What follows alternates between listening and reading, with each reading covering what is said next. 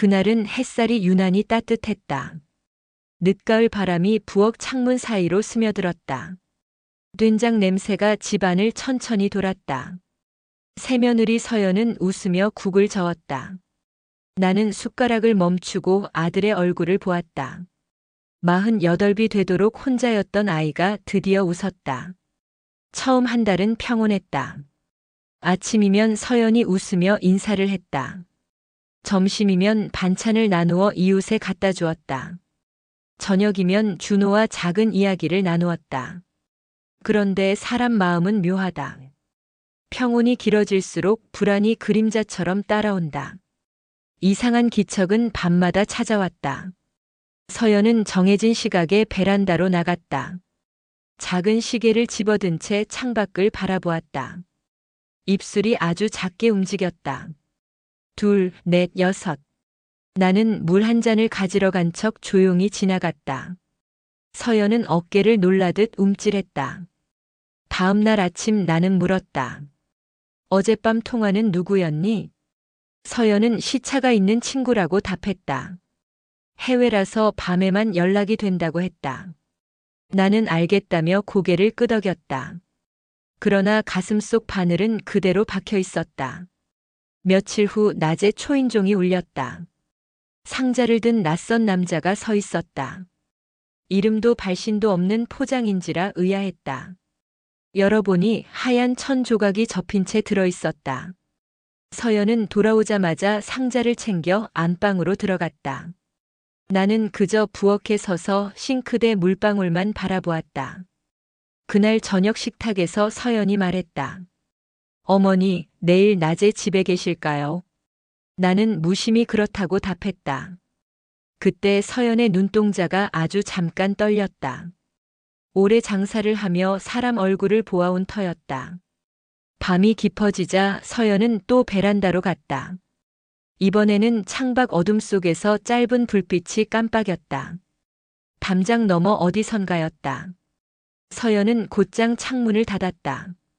움직임이 군더더기 없이 정확했다. 나는 등줄기가 서늘해졌다. 다음 새벽 나는 살짝 일어났다. 서연의 방엔 고운 옷이 가지런했다. 서랍 맨 아래에서 작은 노트를 찾았다. 표지에는 생활비라고 적혀 있었다. 펼치니 낯선 기호와 숫자가 있었다. 남교 앞 14시. 비일. 84. 나는 입술을 깨물었다. 가계부라면 돈과 날짜가 나와야 한다. 이건 약속표 같았다. 발소리가 복도에서 났다. 나는 노트를 덮고 천천히 방을 나왔다. 서연이 미소를 지으며 물었다. 어머니, 잠이 오지 않으세요? 나는 그저 물 마시러 나왔다고 했다. 서연은 고개를 끄덕였다. 그러나 웃음이 어딘지 싸늘했다. 그날 오후 나는 이웃 박노인과 마주쳤다. 그는 농담처럼 속삭였다. 며느리 말투가 좀 낯설더라. 나는 대수롭지 않게 넘겼다. 집으로 돌아와 서연의 말을 떠올렸다. 오늘은 그 계획대로 진행해요. 부부가 나눌 말 같지 않았다. 저녁이 되자 서연은 차림을 바꾸었다. 옅은 향수 냄새가 났다. 나는 묻지 않았다. 묻는 순간 답을 들어야 한다. 답을 들으면 다시 물어야 한다. 그러면 우리 집이 흔들린다. 나는 말 대신 숨을 길게 들이마셨다. 밤 공기가 창문 틈으로 스며들었다. 골목길에서 고양이 울음이 짧게 끊겼다.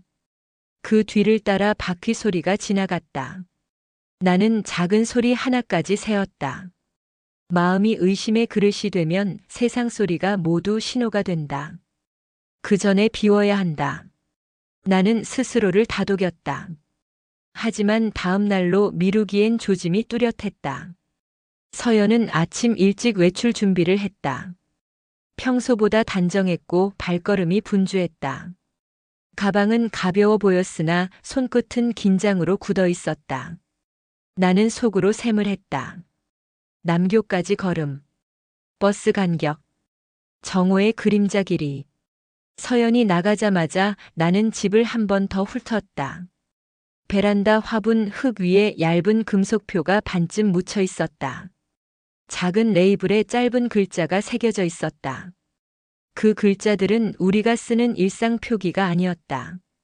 나는 그것을 만지지 않았다. 대신 종이에 그 모양을 따라 그렸다. 떨리는 손으로 천천히 선을 이어갔다. 정오 직전 나는 외투를 걸치고 집을 나섰다. 버스 창에 비친 내 얼굴이 낯설었다. 시장 골목을 지나 다리에 이르자 바람이 세졌다. 하늘은 맑았고 사람들은 바빴다. 나는 걸음을 늦추지 않았다. 남교 앞 시계탑 바늘이 위로 향했다. 약속의 시간이 가까웠다. 서연은 다리 기둥 그림자 끝에 서 있었다. 휴대전화를 보지 않고 시계만 보았다. 그 곁을 스치는 사람이 몇이었다. 코트를 입은 남자가 잠깐 멈췄다가 지나갔다. 서연은 고개를 들지 않았다. 그저 바늘을 보았다. 손끝이 얼음처럼 차가웠다. 그때 짧은 기침 소리가 들렸다. 서연은 아주 미세하게 고개를 끄덕였다. 남자는 그대로 사라졌다. 얼굴빛이 변하면 말투가 달라진다. 나는 오래 본 장사꾼 눈으로 그 변화를 보았다. 해가 비스듬히 기울 무렵 서연은 집으로 돌아왔다. 나는 평소처럼 밥상을 차렸다. 고등어를 굽는 동안 연기가 살짝 올라왔다. 서연은 창문을 열고 부채질을 했다. 나는 아무 말 없이 밥을 덮으었다. 젓가락 소리가 차분히 울렸다. 밤이 되자 나는 결심했다. 더는 미루지 않는다. 내 아들이 모르는 일을 내가 알아야 한다. 나는 작은 수첩을 꺼냈다. 날짜, 시각, 장소, 표정, 말버릇을 적었다. 숫자 대신 말로 적었다. 내가 이해할 수 있는 말로만 채웠다. 기록은 힘이다. 기록은 흔들리는 마음을 붙잡는다. 창밖으로 별 하나가 떠올랐다. 나는 속으로 되뇌었다. 사랑은 눈을 흐리게 한다. 그러나 집을 지키는 일은 눈을 맑게 한다. 내일은 더 뚜렷하게 보겠다. 나는 수첩을 접어 베개 밑에 넣었다. 숨을 고르고 등을 돌렸다. 한밤의 정적이 길게 이어졌다. 그 정적 속에서 나는 길을 골랐다. 나는 증거를 감추지 않기로 했다. 눈으로 본 것, 귀로 들은 것을 한 줄씩 적기로 했다. 흔들리면 읽고 겁나면 접고 다시 펴보기로 했다. 내 집은 내가 지킨다. 아들은 모를 수 있다. 그러나 어머니는 모른 척하지 않는다. 내일은 더 가까이 따라가 보겠다. 오늘은 기록한다 반드시. 바람이 멈추자 멀리서 종소리가 들렸다. 나는 창밖을 바라보며 손끝으로 노트를 쓸어내렸다. 내일은 그 종이 3번 울릴 때 나설 것이다. 서연의 진짜 얼굴을 확인하기 위해 더는 주저하지 않을 것이다. 아침부터 서늘한 기운이 감돌았다. 서연은 평소보다 일찍 일어나 화분에 물을 주었다. 손놀림은 조심스러웠지만 눈빛은 멍했다. 나는 부엌 창문 너머로 그 모습을 지켜보았다. 물이 흙 위에 스며들 때마다 서연의 손끝이 떨렸다. 아무 말도 하지 않았지만 내 가슴은 이미 답을 알고 있었다. 그날 낮 나는 장을 보러 간다는 말을 남기고 집을 나섰다. 시장을 돌지 않고 곧장 어제의 다리 근처로 향했다.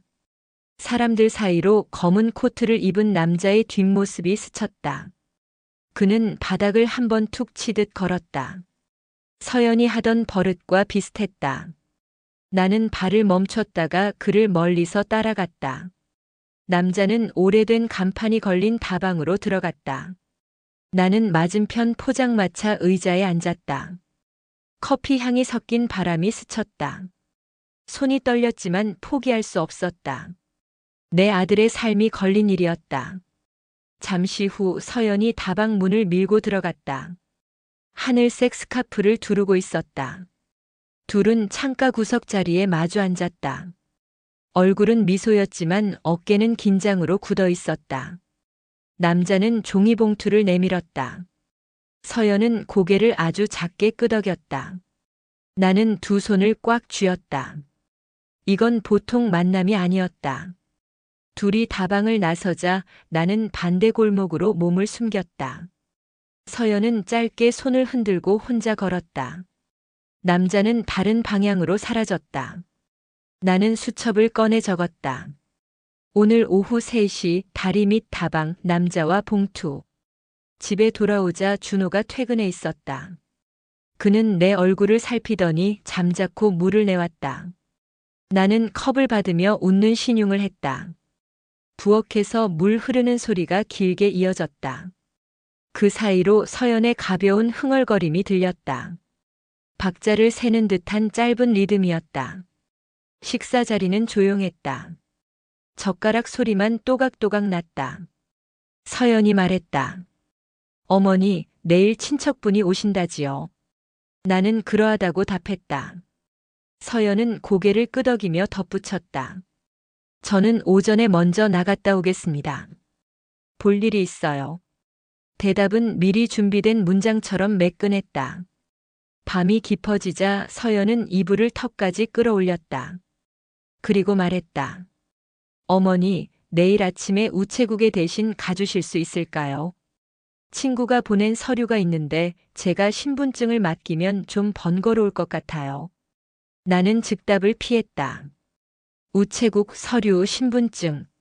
낯선 낱말들이 머릿속에서 엉켰다. 그 밤 나는 뒤척였다. 천정이 낮게 내려앉는 듯 했다. 눈을 감아도 숫자와 장소가 번갈아 떠올랐다. 한 번 더 확인하자고 마음을 다졌다. 확실히 알아야 한다. 그래야 준호를 지킬 수 있다. 이른 새벽 서연이 외출복을 고르는 동안 나는 부엌으로 갔다. 어제 본 하얀 천 조각을 다시 펼쳤다. 가장자리 아래에 얇은 종이 조각이 붙어 있었다. 목단, 구, 기점. 단 3낱말이었다. 나는 그대로 눈에 새겼다. 현관에서 발소리가 났다. 나는 평소처럼 물었다. 일찍 나가네. 서연은 봉사활동을 간다 했다. 문이 닫히자 집 안 공기가 무거워졌다. 나는 외투를 걸치고 뒤를 따랐다. 버스 정류장에서 서연은 핸드백을 꼭 쥐고 서 있었다. 길 건너 벽에 낡은 꽃무늬 간판이 보였다. 목단 찻집. 종이와 같은 이름이었다. 버스가 와도 서연은 타지 않았다. 곧장 찻집 쪽으로 걸었다. 나는 맞은편 슈퍼 앞 그늘에 서서 기다렸다. 커튼 사이로 사람 그림자가 오갔다. 15분쯤 지나 중년 여인이 들어갔다. 잠시 뒤 둘은 함께 나왔다. 손에는 갈색 봉투가 들려 있었다. 봉투는 두껍지 않았지만 모서리가 단단했다. 나는 수첩에 또 적었다. 목단 찻집, 봉투 교환, 오전 9시. 손끝이 얼어서 글씨가 심하게 기울었다. 숨을 고르고 다시 또박또박 적었다. 집으로 돌아오니 주전자에 물이 식어 있었다. 불을 다시 올리고 멍하니 섰다. 증기가 피어오를수록 마음이 어지러웠다. 현관문이 열리고 준호가 들어왔다. 그는 나를 보고 물었다. 엄마 괜찮으세요? 나는 괜찮다며 고개를 끄덕였다.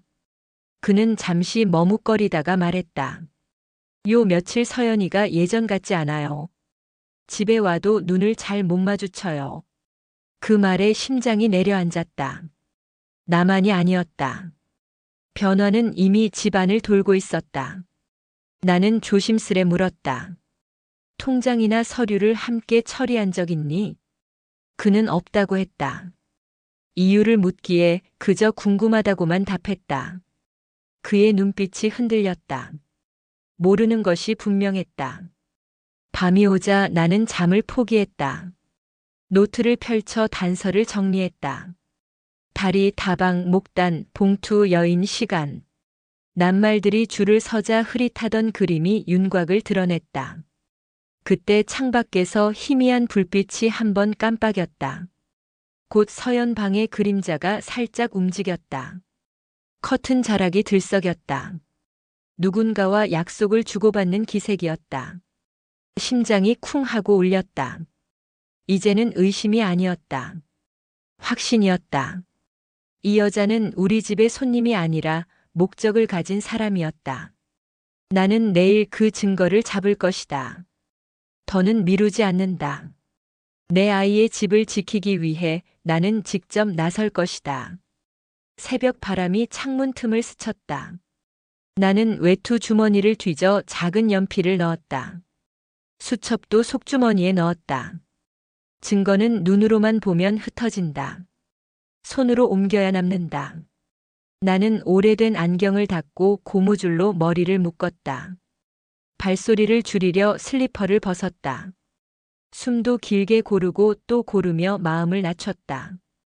이웃 박노인의 말이 떠올랐다. 말투가 낯설더라. 그 짧은 한마디가 가시처럼 남아 있었다. 나는 담벼락 너머 골목을 한번 훑어보았다. 밤새 다녀간 발자국이 희미하게 남아 있었다. 비질한 자국과 겹쳐 길 하나가 만들어져 있었다. 그 길은 우리 집 담장과 찻집 방향을 잇고 있었다. 나는 부엌 시계를 바라보았다. 초침이 한 칸씩 또박또박 움직였다. 내일 아침 8시에 집을 나선다. 9시에는 찻집 앞 그늘에 선다. 10시에는 우체국 창구에 선다. 대화는 짧게 하고 손은 떨지 않는다. 눈은 웃지 않고 귀는 크게 연다. 그리고 돌아와 기록한다. 나의 일은 오늘부터 더 엄격해진다. 나는 마지막으로 문고리를 확인했다. 방문은 천천히 닫았다. 불은 모두 끄지 않았다.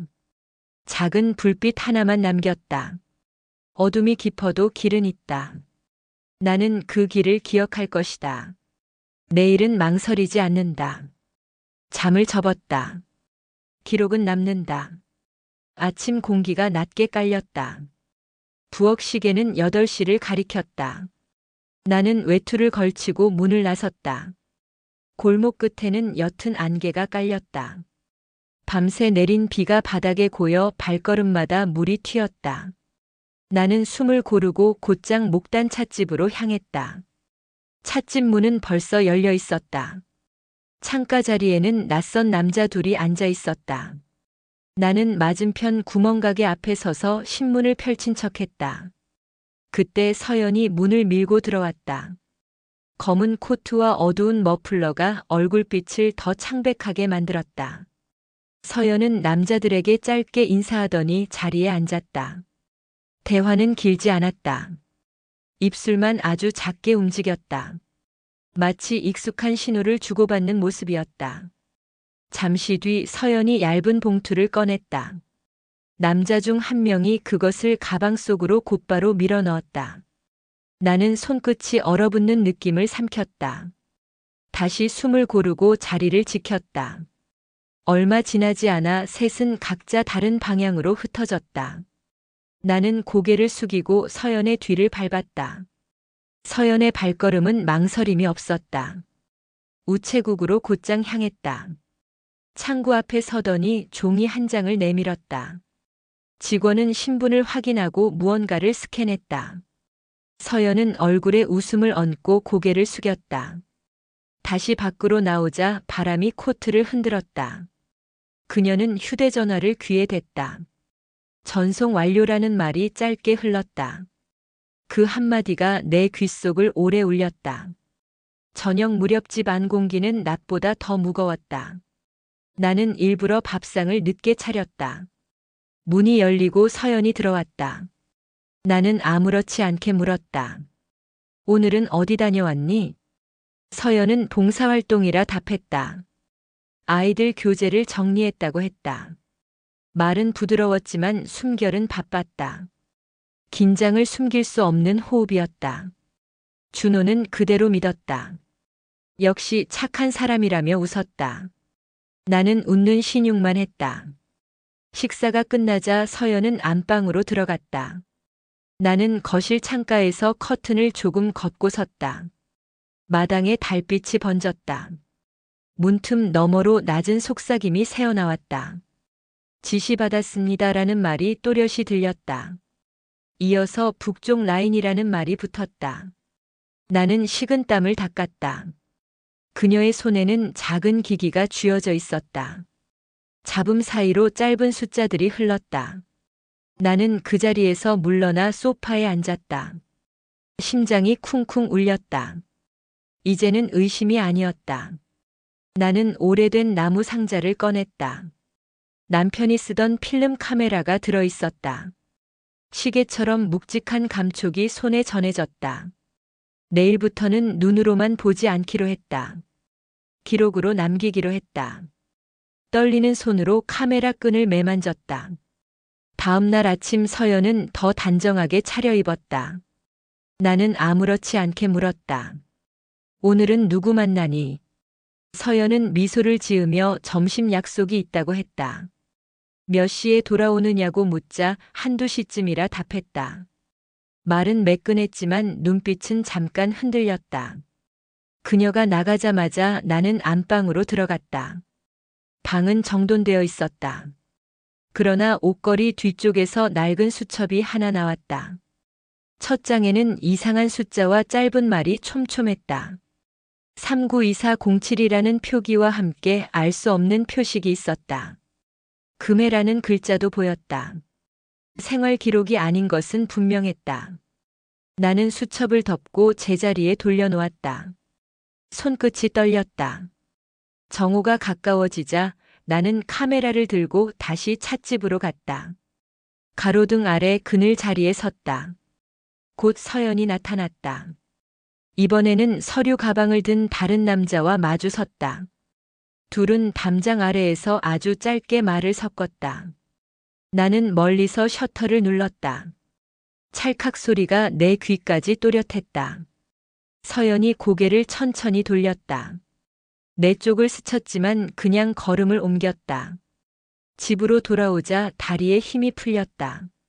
물을 마시고 한참을 앉아 있었다. 해가 기울 무렵 서연이 평소보다 일찍 귀가했다. 그녀는 내 표정을 살피며 물었다. 어디 다녀오셨어요? 라고 물었다. 나는 이웃집에 잠깐 다녀왔다고 답했다. 그녀는 부드럽게 웃었지만 눈동자 끝이 차갑게 빛났다. 밤이 되자 나는 방문 앞에서 귀를 기울였다. 종이를 넘기는 소리와 낮은 중얼거림이 섞였다. 확인 완료라는 말이 들렸다. 다음 지시라는 말도 이어졌다. 나는 이불 속에서 손을 꽉 쥐었다. 내 아들이 이런 사람과 함께 산다는 사실이 믿기지 않았다. 그날 이후 나는 시간을 나눠 기록을 했다.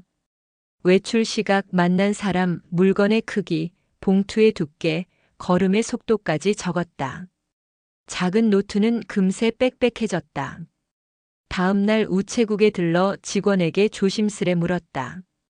며칠 전 젊은 여자가 서류를 보냈느냐고 물었다. 직원은 잠시 망설이더니 외곽 주소라 했다. 민간이라기보다 기관처럼 보였다고 덧붙였다. 내 등줄기를 식은 기운이 훑고 지나갔다. 비가 오던 밤 나는 다시 찻집 근처로 갔다. 가로등 불빛이 젖은 바닥에 길게 흔들렸다. 우산도 없이 서연이 서 있었다. 잠시 뒤 어제의 남자가 나타났다. 둘은 짧게 인사하고 무언가를 주고받았다. 봉투가 아니라 작은 금속 상자였다. 나는 숨을 죽이고 셔터를 눌렀다. 그 소리에 서연이 내 쪽을 보았다. 이번에는 분명히 나를 보았다. 눈빛이 싸늘하게 굳었다. 그녀는 아무 말 없이 돌아섰다. 나는 어둠 속에서 한동안 움직이지 못했다. 그 다음 날부터 서연의 태도는 달라졌다. 웃음이 줄고 말수가 줄었다. 무엇보다 나를 볼 때마다 눈이 잠깐 멈칫했다. 그녀는 내가 뭔가를 알고 있다는 것을 느낀 듯 했다. 집안 공기가 낯선 집처럼 바뀌었다. 발자국 소리마저 서로를 의심하는 신호가 되었다. 이제 내가 할 일은 분명했다. 더는 눈으로만 보지 않는다. 단서들을 묶어 결정적 증거를 만든다. 나는 내일 아침 경찰서에 간다. 기록을 들고 간다. 흔들리지 않는다. 내 아이의 집을 지키기 위해 나는 끝까지 버틴다. 새벽이 가까워졌다. 시계 초침이 또박또박 울렸다. 나는 외투 주머니에 작은 연필을 넣었다. 노트도 속주머니에 넣었다. 사진과 글이 함께 있으면 흔들리지 않는다. 문고리를 조용히 잠갔다. 불은 한 줄만 남겼다. 길은 있다. 나는 내일 반드시 간다. 창밖에서 바람이 처마를 스쳤다. 멀리서 개 짖는 소리 끊겼다. 나는 두 손을 모아 마음을 가라앉았다. 어머니는 물러서지 않는다. 오늘 본 것을 잊지 않는다. 내 기록은 거짓 비춘다. 내 발걸음은 내 집을 지킨다. 이른 새벽부터 머리가 맑지 않았다. 밤새 쓴 노트가 식탁 위에 펼쳐져 있었다. 글씨는 삐뚤었지만 단서들은 선명했다. 목단 찻집, 금속 상자, 숫자, 표식, 그리고 서연. 나는 눈을 비비며 주전자를 올렸다. 물이 끓는 동안 창밖을 바라보았다. 서연은 여느 날처럼 차분히 화분에 물을 주고 있었다. 하지만 오늘은 미묘하게 달랐다. 손목이 약간 떨렸고 눈빛이 조심스러웠다. 준호가 부엌으로 들어왔다. 엄마, 무슨 일 있으세요? 요즘 잠도 못 주무시죠? 괜찮다. 그냥 생각을 정리했다. 그는 한숨을 쉬었다. 나는 대답 대신 주전자 뚜껑을 닫았다. 김이 뿜어오르는 소리가 유난히 거칠게 들렸다. 그날 오전 나는 결심했다. 지금 당장 달려가기보다 증거를 더 모으기로 했다. 빈손으로 가면 오히려 서연에게 기회를 줄 수 있었다. 대신 우체국과 찻집 사이에 달린 눈을 확인하기로 했다. 골목 끝 가게 주인은 내 얼굴을 알아보았다. 박 여사, 무슨 일로 이렇게 일찍? 어제 친구랑 만났는데 물건을 두고 왔다. 나는 웃으며 둘러댔다. 그 사이 눈으로 벽에 붙은 기계를 살폈다. 각도상 찻집 입구가 반쯤 잡히는 자리였다. 가능성은 있었다. 집으로 돌아오는 길, 등 뒤에서 낯익은 시선이 느껴졌다. 돌아보았으나 아무도 보이지 않았다. 골목 한쪽에 검은 세단 한 대가 서 있었다. 번호판은 흙이 묻어 알아보기 어려웠다. 문 안쪽에서 누군가 불을 붙였다. 나는 모른 척하고 걸음을 재촉했다. 집에 들어오자 서연이 거실에 앉아 있었다. 평소보다 눈 화장이 진했다. 어머니, 시장 다녀오셨어요? 응, 그냥 산책 겸 다녀왔다. 그렇군요. 요즘은 조심하셔야 해요. 이상한 사람도 많다잖아요. 그 말에 가슴이 철렁 내려앉았다. 그녀의 입꼬리가 천천히 올라갔다. 무언가 알고 있다는 듯 했다. 점심 무렵 전화가 울렸다. 낯선 번호였다. 전화를 받자 낮은 남자 목소리가 들렸다. 박 여사님, 목단 찻집에 자주 가시죠? 누구냐? 그냥 조심하시라는 말이다. 괜한 일에 끼어들지 마시라. 뚝. 전화가 끊겼다. 손에서 기계가 미끄러질 뻔했다. 창밖을 보니 골목 입구에 아까 그 차가 다시 서 있었다. 오후 준호가 퇴근했다. 엄마, 얼굴이 왜 이래요? 무슨 일 있었어요? 별일 아니다. 그냥 피곤해서 그렇다. 서연이랑 무슨 일 있었죠? 나는 입술을 깨물었다. 말하고 싶었지만 아직은 모자랐다. 준호야, 혹시 서연이 요즘 무엇엔가 신경 쓰는 것 같지 않니? 가끔 전화를 몰래 하긴 해요. 내가 방에 들어가면 바로 끊더라고요. 머리가 어질어질했다. 내 의심이 현실이 되어가고 있었다. 밤이 되자 서연은 평소보다 일찍 방으로 들어갔다. 불은 꺼지지 않았다. 나는 거실 소파에 앉아 시계를 보았다. 벽 초침이 또박또박 움직였다. 한참 후 방문이 살짝 열렸다. 서연은 손에 작은 상자를 들고 있었다. 낯익은 은빛 상자였다. 그녀는 살금살금 마당으로 나가더니 흙을 조금 파고 상자를 묻었다. 심장이 터질 듯 뛰었다. 그녀가 들어가자 나는 마당으로 나갔다. 손전등을 켜고 조심스럽게 흙을 걷었다. 상자 안에는 얇은 카드 2장과 흰 종이가 있었다. 종이에는 암호 해독 완료, 송신 대기라고 적혀 있었다. 나는 종이를 접어 주머니에 넣고 상자를 다시 묻었다. 발자국을 남기지 않으려 조심히 걸었다. 거실로 돌아오자 서연이 서 있었다. 어머니, 이렇게 늦게까지 뭐 하세요? 잠이 안 와서. 물을 마시려던 참이다. 그러세요. 밖은 춥던데. 그녀의 시선이 내 손으로 향했다. 손끝에 묻은 흙이 보였다. 나는 재빨리 컵을 들었다. 화분을 정리하다 묻었다. 서연은 미소를 지었다. 그러나 그 눈빛은 차갑게 빛났다. 어머니는 참 부지런하세요. 그녀는 조용히 방으로 들어갔다. 그날 밤 문을 잠그지 않았다. 대신 식탁 아래에 작은 칼을 두었다. 혹시 모를 일을 대비해야 했다. 불안이 온몸을 감쌌지만 눈은 감기지 않았다. 새벽 2시쯤 마당에서 낯선 발소리가 들렸다. 누군가 흙을 다시 파는 소리였다. 커튼 틈 사이로 본 그림자는 서연이었다. 그녀는 상자를 다시 꺼내 들고 있었다. 그리고 짧게 통화했다. 확인 완료. 이동하겠습니다. 나는 더 이상 망설이지 않았다. 내일 아침 경찰서에 간다. 이건 가족 문제가 아니었다. 나라를 속이는 일이었다.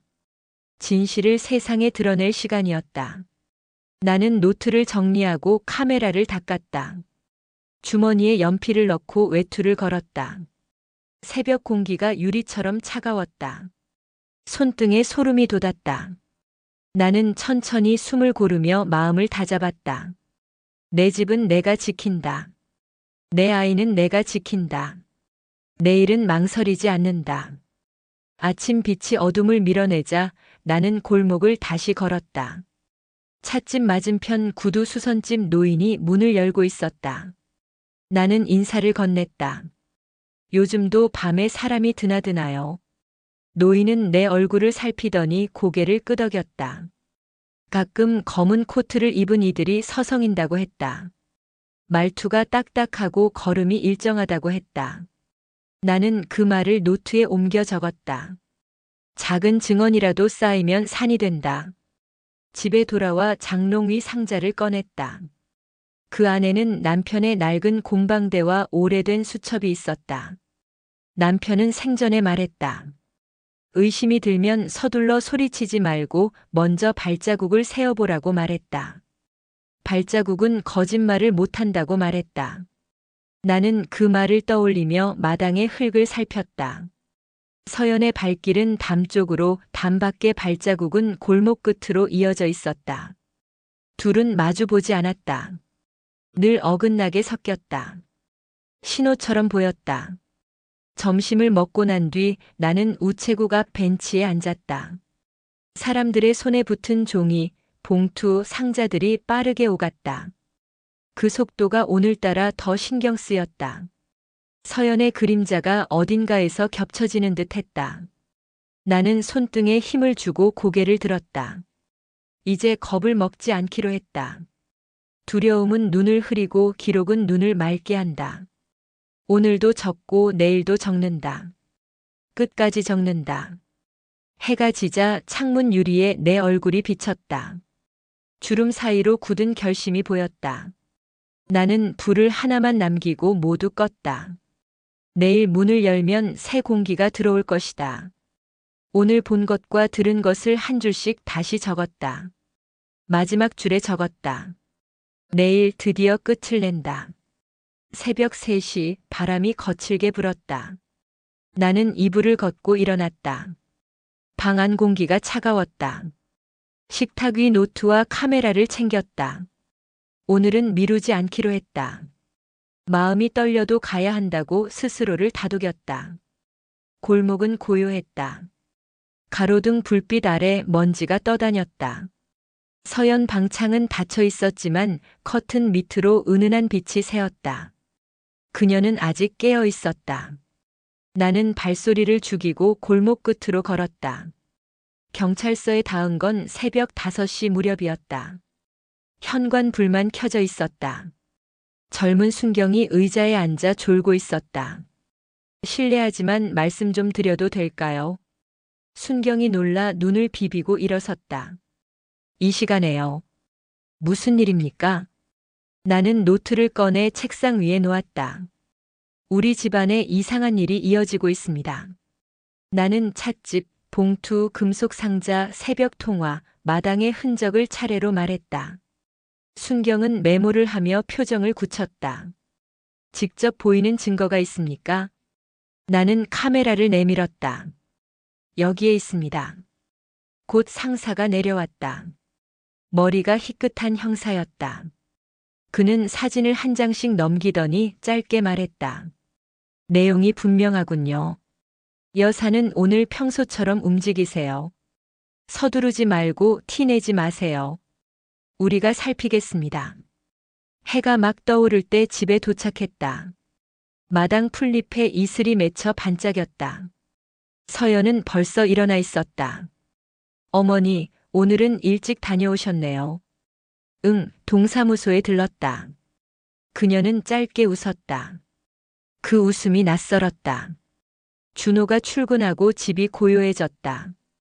주전자에서 김이 천천히 올라왔다.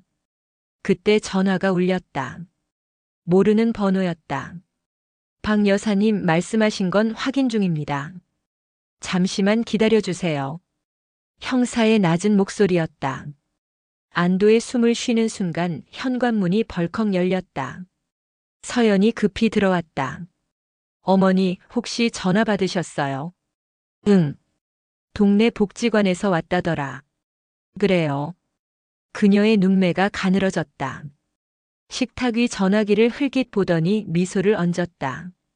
오후가 되어 서연이 외출 준비를 했다. 어디 가니? 친구를 만나. 저녁 전엔 올게요. 그녀는 평소보다 단정히 차려입었다. 문이 닫히자마자 나는 마당으로 뛰었다. 어젯밤 묻었던 자리를 팠다. 상자는 사라지고 얇은 비닐 조각 하나만 남아 있었다. 작은 글씨가 보였다. 삭제 완료. 심장이 철컥 내려앉았다. 그때 골목에 차가 멈췄다. 검은 세단이었다. 문이 열리고 양복 차림 남자 둘이 내렸다. 나는 급히 집 안으로 들어와 문을 잠갔다.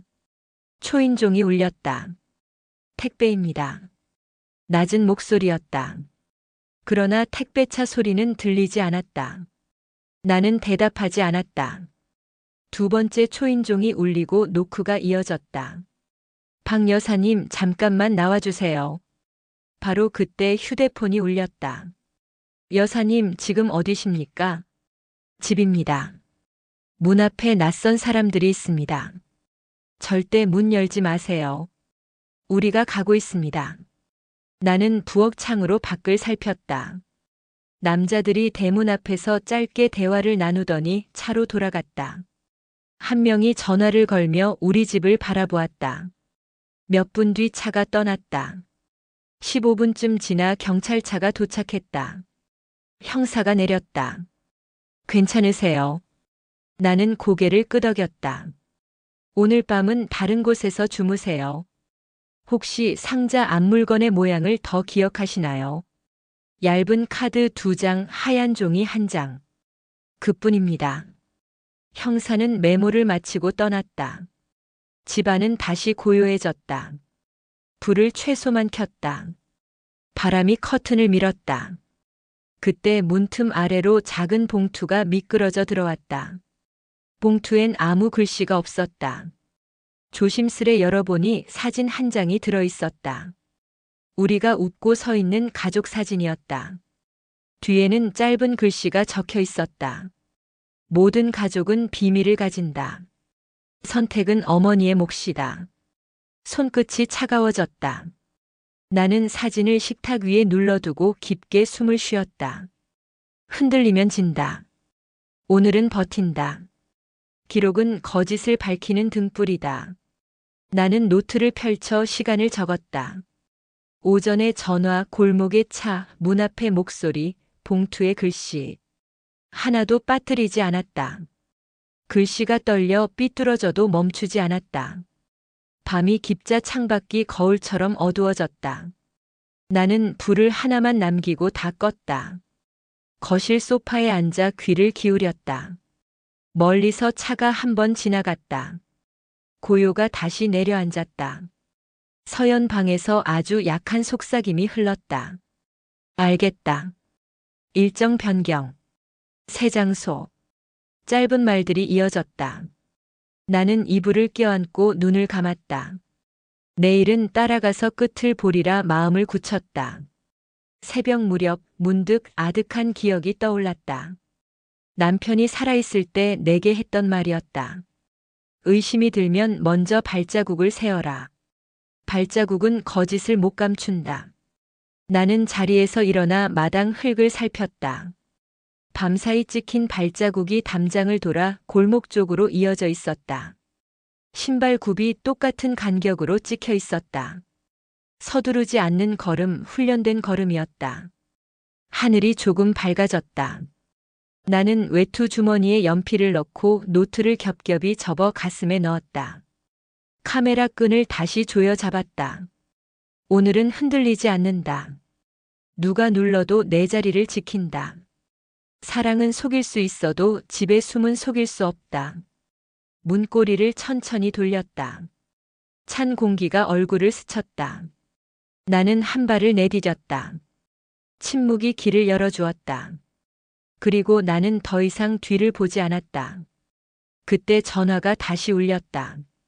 형사가 말했다.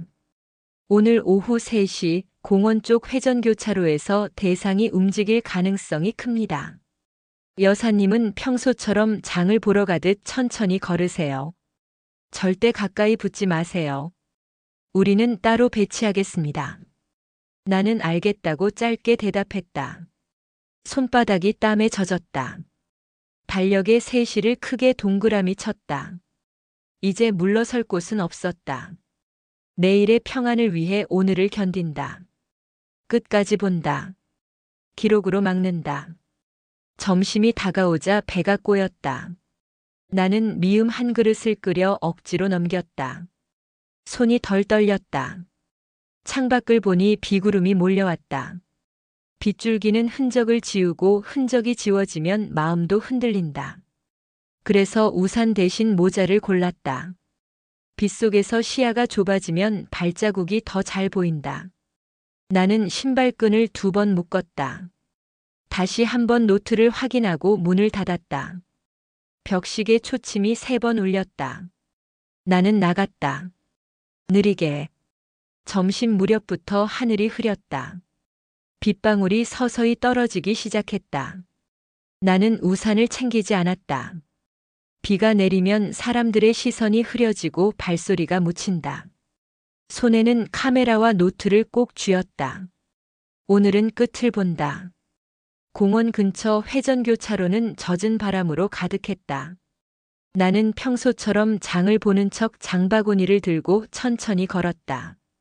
머리카락이 젖어 이마에 달라붙었다. 벤치 옆 검은 우산 하나가 보였다. 그 옆에 서연이 서 있었다. 서연은 고개를 숙이고 통화를 하고 있었다. 손에는 은빛 상자가 들려 있었다.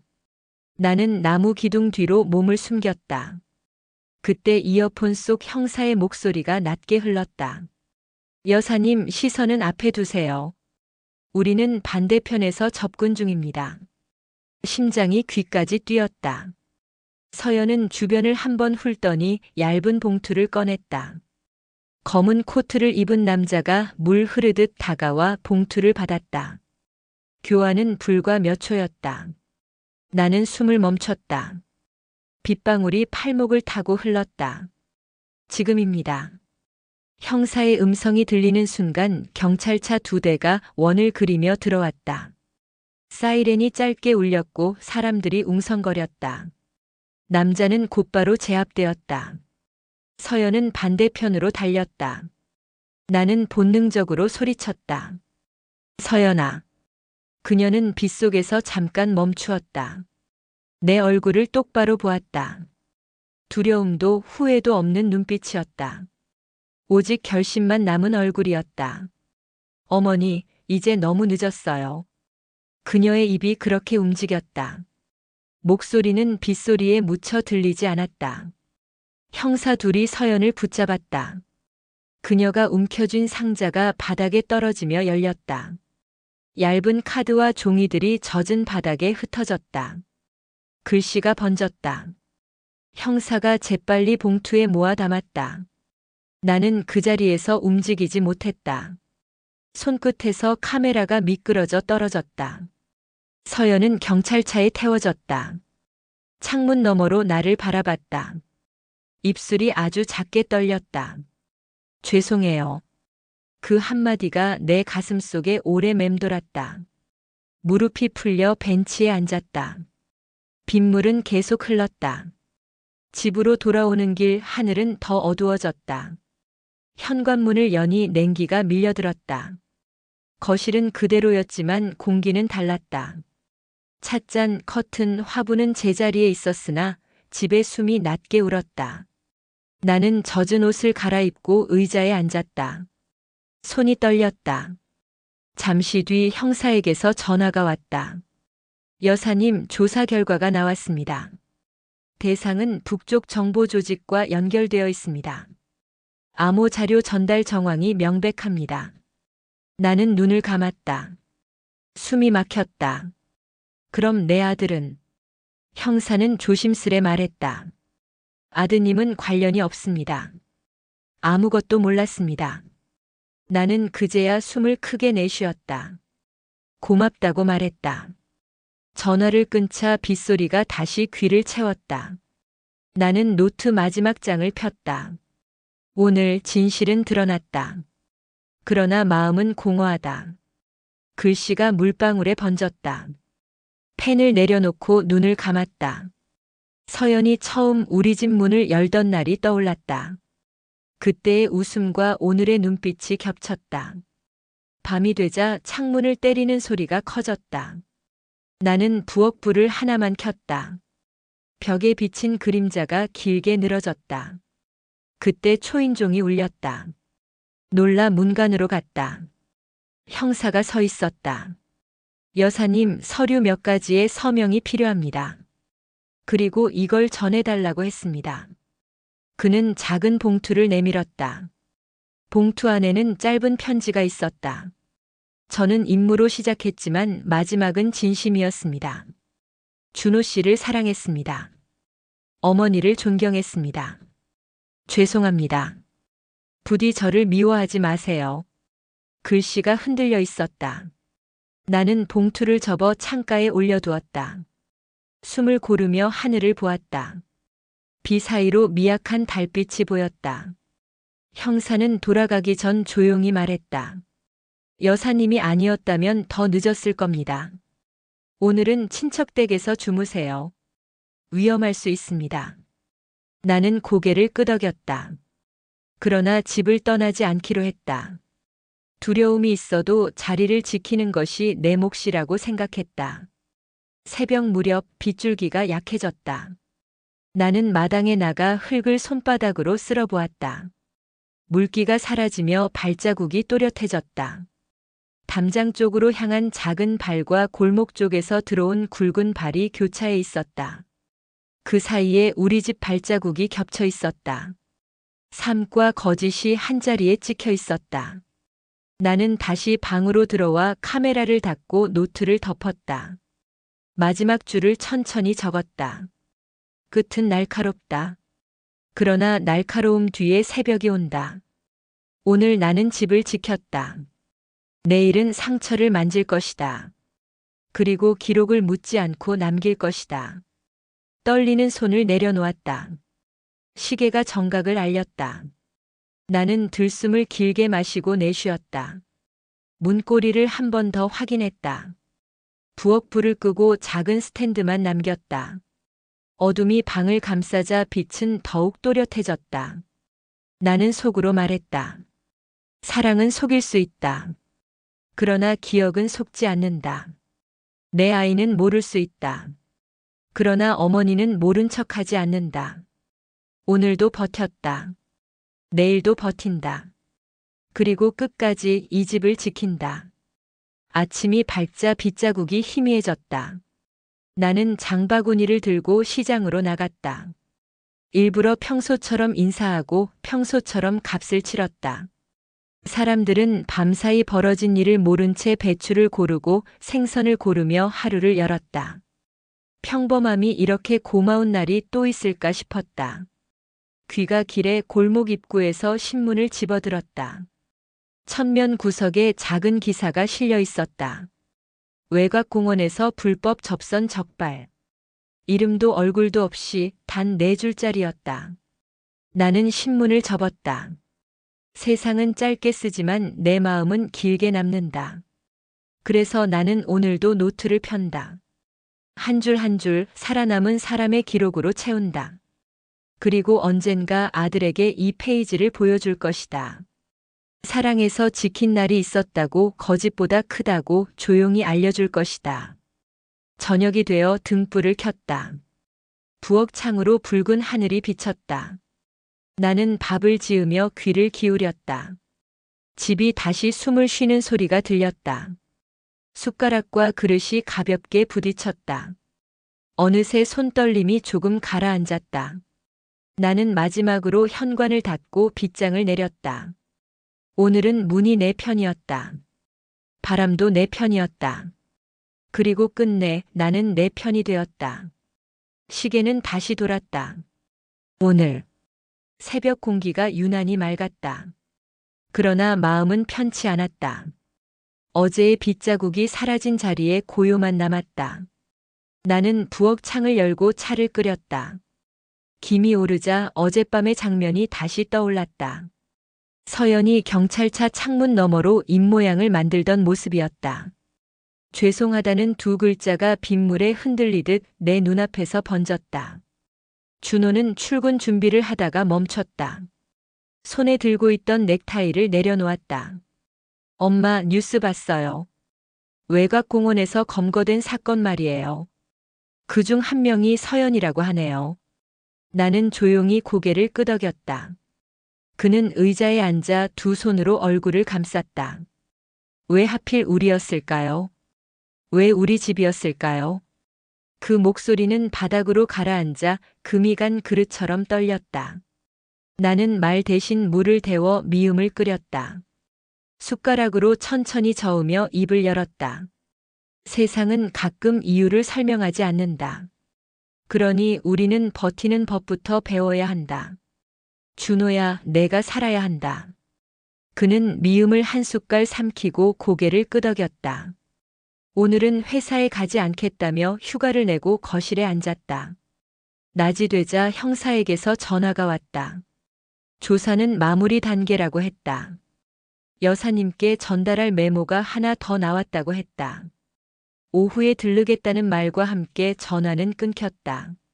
수화기를 내려놓고 창밖을 보니 바람이 장독대를 스치고 지나갔다. 국화 몇 송이가 흔들렸다.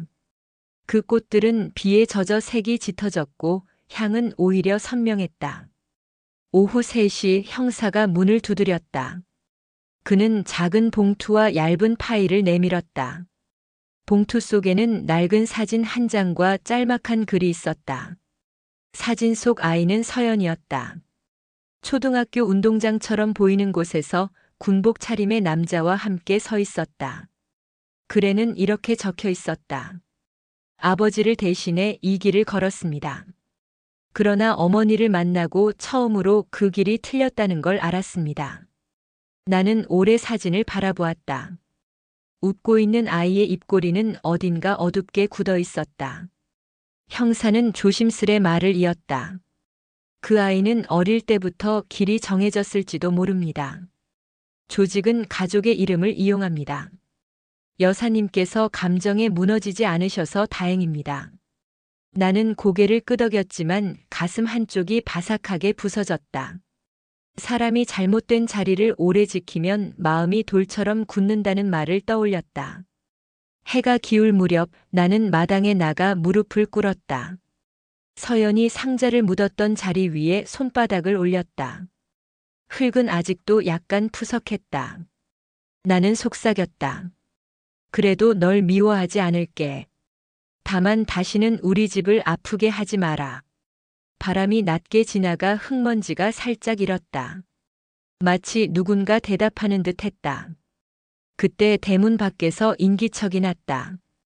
우체부가 작은 등기로 된 봉투를 건넸다. 보낸 일 안에 이름이 없었다. 봉투를 열자 카드 크기의 종이와 짧은 문장이 나왔다. 모든 가족은 비밀을 가진다. 당신은 어느 쪽에 설 것인가? 나는 종이를 접어 파일 속에 넣었다. 흔들리지 말자고 마음을 다잡았다. 저녁이 되자 준호가 조심스레 물었다. 엄마, 용서는 어떻게 하는 걸까요? 나는 식탁 의자를 끌어다 그와 마주 앉았다. 용서는 있는 게 아니다.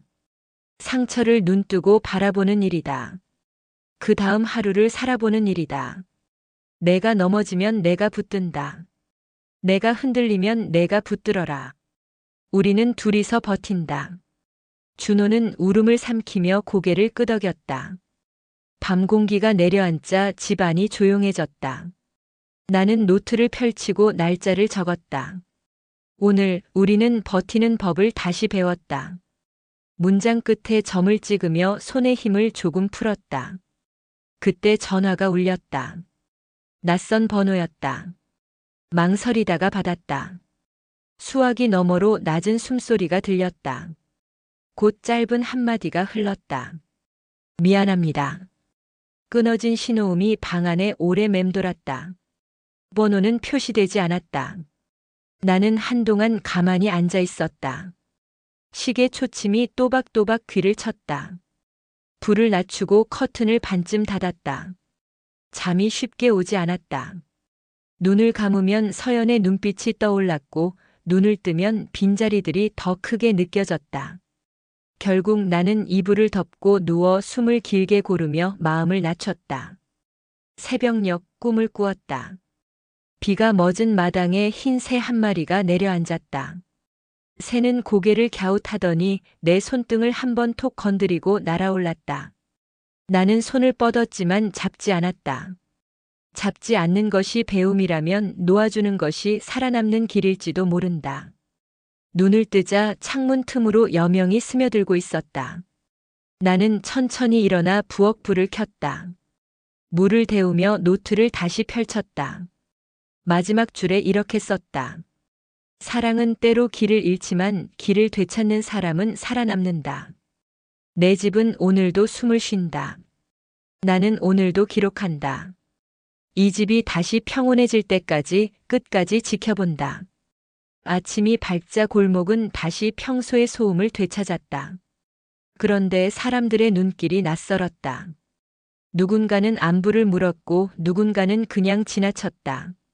나는 모른 척하고 채소 가게로 갔다. 배추 2포기와 파 1단을 골라갑 계산을 마쳤다. 주인 아주머니가 조심스레 물었다. 요즘 많이 힘드시죠? 저는 믿어요. 어머니는 바른 분이잖아요. 나는 고맙다고만 말했다. 집으로 돌아오는 길 휴대전화가 다시 울렸다. 형사였다. 여사님, 오늘 오후 조사에서 추가 진술이 나왔습니다. 서연 씨가 마지막에 남긴 말이 있습니다. 가정은 보호하고 싶었다고 했습니다.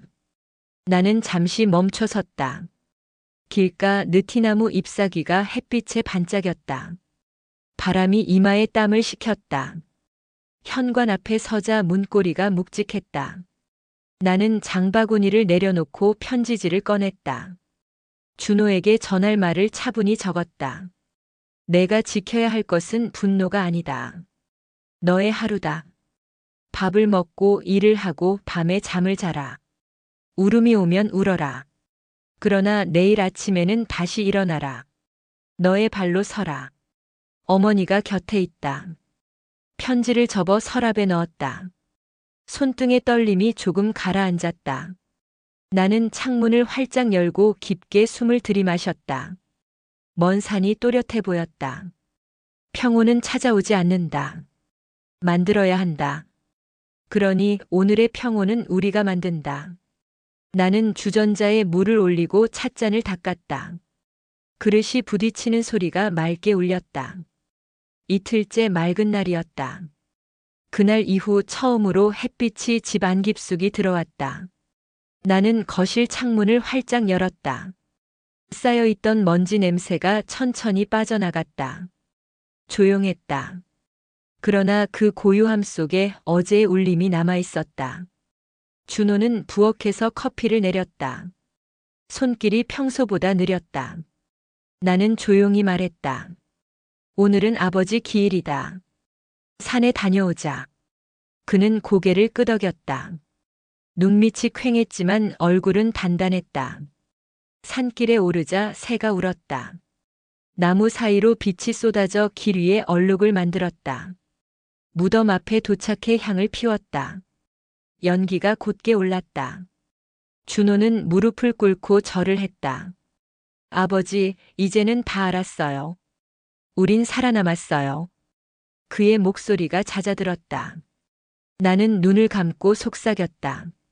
서연아, 내 마지막 편지를 읽었다. 사랑이 거짓이 아니었다는 그 문장을 기억한다. 하산길에서 준호가 물었다. 엄마, 이제 우리는 어떻게 살아야 할까요? 나는 답했다. 평범하게. 밥 먹고 일하고 잠자자. 그게 제일 어렵지만 가장 세다. 그는 고개를 끄덕였으나 눈가가 붉어졌다. 바람이 등줄기를 스쳤다. 집에 돌아오니 오후 햇살이 바닥을 사선으로 덮었다. 나는 서랍에서 편지를 꺼냈다. 서연의 글씨는 흔들렸지만 또렷했다. 저는 임무로 시작했지만 마지막은 진심이었습니다. 그 한 줄이 손끝에 남았다. 편지를 접어넣고 옆에 노트를 펼쳤다. 지난달부터 써온 기록이 가득했다. 번진 잉크, 떨린 획, 구겨진 모서리. 나는 새 페이지에 적었다. 오늘의 평온은 스스로 만든다. 두려움은 돌아오지만 우리는 더 빨리 돌아온다. 초인종이 울렸다. 형사가 문 앞에 서 있었다. 표정이 조금 누그러져 있었다. 여사님, 마지막으로 드릴 게 있습니다. 그는 작은 상자를 내밀었다. 서연 씨 소지품 중 하나랍니다. 나는 뚜껑을 열었다. 작은 돌이 달린 목걸이가 있었다. 돌 안쪽에 아주 작은 글씨가 새겨져 있었다. 빛은 결국 돌아온다. 나는 그 문장을 손끝으로 더듬었다. 그래, 돌아온다. 늦어도 돌아온다. 형사는 안부를 묻고 돌아갔다. 문이 닫히자 집이 한 번 숨을 쉬었다. 부엌에서 물이 끓는 소리가 잔잔히 이어졌다. 나는 목걸이를 창가에 걸어두었다. 햇빛이 스치자 작은 무늬가 벽에 흩어졌다. 그 무늬가 마치 누군가의 웃음처럼 떨렸다. 해가 기울 무렵 준호가 말했다. 엄마, 내일은 회사에 다시 나갈게요. 팀장님이 기다린대요. 나는 고개를 끄덕였다. 잘 다녀와라. 오늘 저녁은 내가 끓일게. 그는 싱긋 웃었다. 그 웃음이 오래간만이라 마음이 갑자기 환해졌다. 우리는 단출한 상을 차렸다. 된장국, 달걀 부침, 깍두기. 숟가락과 그릇이 가볍게 부딪혔다. 나는 말했다. 내일 마당에 국화를 더 심자. 서연이도 좋아할 거다. 준호는 그래요, 같이 심어요 하고 웃었다. 식탁 위 공기가 따뜻해졌다. 밥을 치우고 노트를 다시 펼쳤다. 나는 오늘을 한 줄로 묻고 싶었다. 그러나 마음속 파도가 쉽사리 가라앉지 않았다. 그래서 길게 적었다. 우리는 흔들렸고 무너졌고 다시 일어섰다. 낯선 발자국은 사라졌고 우리 발자국이 남았다. 거짓은 날카로웠고 진실은 느렸지만 끝내 도착했다. 사랑은 다치기도 했으나 완전히 부서지지는 않았다. 상처난 자리에 살이 돋는다. 기억은 아프지만 길잡이가 된다. 밤이 오자 거실 불을 하나만 남겼다. 창밖에 별 하나가 또렷했다. 나는 목걸이를 손에 쥐고 하늘을 올려다보았다. 서연아, 너는 결국 사람의 마음으로 돌아왔다. 나는 너를 미워하지 않겠다. 다만 다시는 우리 집을 어둡게 하지 마라. 바람이 커튼을 스치고 지나갔다. 잠들기 전 마지막으로 편지지를 꺼냈다. 준호에게 짧게 썼다. 내가 지켜야 할 것은 분노가 아니다. 너의 하루다. 밥 먹고 일하고 잘 자라. 울음이 오면 울어라. 그러나 아침이면 다시 일어나라. 어머니가 곁에 있다. 편지를 접어 식탁 서랍에 넣었다. 불을 끄자 어둠이 방을 가득 채웠다. 그런데 그 어둠이 전처럼 두렵지 않았다. 벽에 남은 빛의 점들이 희미하게 떨렸다. 나는 속삭였다. 끝이 아니라 살아남은 사람의 길. 내일도 적고 모으고 지키겠다. 그리고 언젠가 이 페이지들을 아들에게 보여주겠다. 사랑 때문에 끝까지 버틴 날이 있었다고, 거짓보다 크게 남았다고 조용히 알려주겠다. 나는 눈을 감았다. 심장이 조금 느려졌다. 창틀이 찬 숨을 내쉬었다. 멀리서 텃새가 울었다. 밤과 새벽 사이의 짧은 틈이었다. 그 틈에서 나는 알았다. 평온은 찾아오는 게 아니라 우리가 만드는 것임을. 그러니 내일의 숨을 위해 오늘도 문을 닫는다. 잘 자라, 우리 집. 다음 날 아침 우리는 일찍 마당으로 나갔다. 흙을 고르고 모종을 심었다. 비에 단단해진 흙을 손바닥으로 부드럽게 눌렀다. 국화 뿌리가 자리를 잡자 색이 더 선명해 보였다. 준호가 물을 주며 웃었다. 이제 우리 집 냄새가 다시 난다. 나는 고개를 끄덕였다. 흙 냄새, 젖은 풀 냄새, 익숙한 그 냄새가 돌아왔다. 이웃 아주머니가 담 너머로 인사를 건넸다. 요즘 마음고생 많았지요. 그래도 고개 들고 다니세요. 나는 고맙다고 답했다. 아주머니는 작은 봉투를 내밀었다. 직접 말린 대추라며 꼭 차로 달여 드시라고 했다. 사람의 마음은 이렇게 조용히 손을 내민다. 나는 봉투를 받아 안고 고개 숙여 인사했다. 점심 무렵 형사에게서 마지막 연락이 왔다. 절차가 마무리되었고 더는 집을 지켜보지 않아도 된다고 했다. 혹시 불안하면 언제든 연락하라고 덧붙였다. 나는 고맙다고 인사를 건넸다. 수화기를 내려놓자 집안 공기가 가벼워졌다. 오후에는 서랍을 정리했다. 불필요한 영수증을 버리고 겹겹이 쌓인 종이들을 가지런히 맞췄다. 노트는 남겨두었다. 이것만은 버리지 않기로 했다. 언젠가 넘어지는 누군가에게 건네기 위함이었다. 넘어져도 다시 일어나는 법은 기록 속에 있으니 말이다. 해질 무렵 마당 한복판에 의자를 놓고 앉았다. 하늘이 분홍빛으로 물들었다.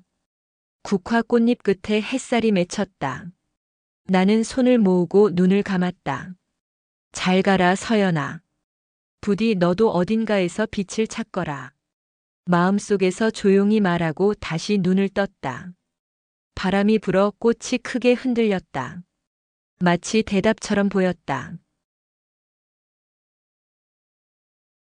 오늘의 사연은 여기까지입니다. 여러분이라면 이런 상황에서 어떻게 하시겠나요? 댓글로 의견을 남겨주세요. 오늘 영상이 마음에 드셨다면 구독 버튼 한번 눌러주시고요. 좋아요와 알림 설정도 부탁드립니다. 앞으로도 편안한 이야기로 찾아뵙겠습니다. 감사합니다.